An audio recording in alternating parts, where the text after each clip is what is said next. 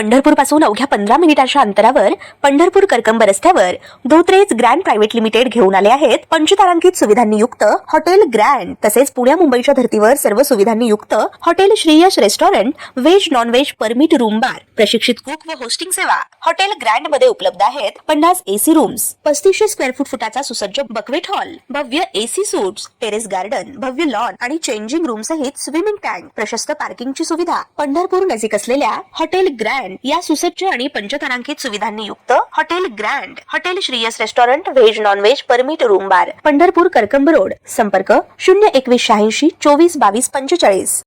ताज्या घडामोडी पाहण्यासाठी आमच्या YouTube चॅनलवरील PVR म्हणजेच पंढरी वार्ता या न्यूजला सबस्क्राईब करा आणि शेजारील बेल आयकॉनवर क्लिक करा। पंढरपूर शहरातील वर्दळीचा परिसर असलेल्या जुनी पेठ पोलीस चौकीसमोर असलेल्या बाबर यांच्या मोकळ्या जागेत टाकण्यात आलेल्या कचऱ्यानं पेट घेतला आणि बघता बघता आगीचं रौद्र रूप धारण केलं।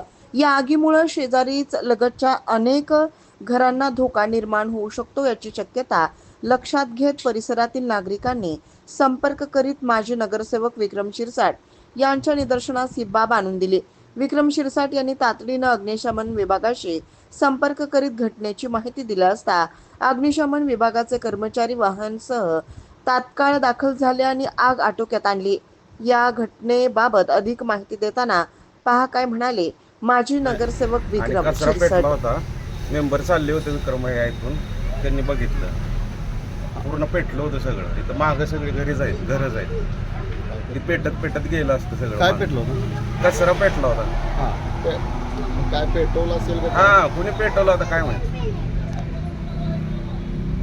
जुनी पेठ पोलीस चौकीच्या समोर एक म्हणजे बाबर यांचं घर आहे, तिथं अचानक घराला पेट घेतला। संबंधित शेजाऱ्यांशी संपर्क केलेला असता त्यांनी सांगितलं की कचरा पेटवण्याची घटना या ठिकाणी घडलेली आहे। इथं दाट लोकवस्ती आहे, यामुळे मोठा अनर्थ होणार होता, पण आमच्या सतर्कतेमुळे हा अनर्थ टळलेला आहे। तरी पंढरपूर नगरपालिका प्रशासन, पोलीस प्रशासनाला विनंती आहे की त्यांनी या संबंधित चौकशी करून कॅमेरे फुटेज चेक करून संबंधितांवर योग्य ती कारवाई करावी।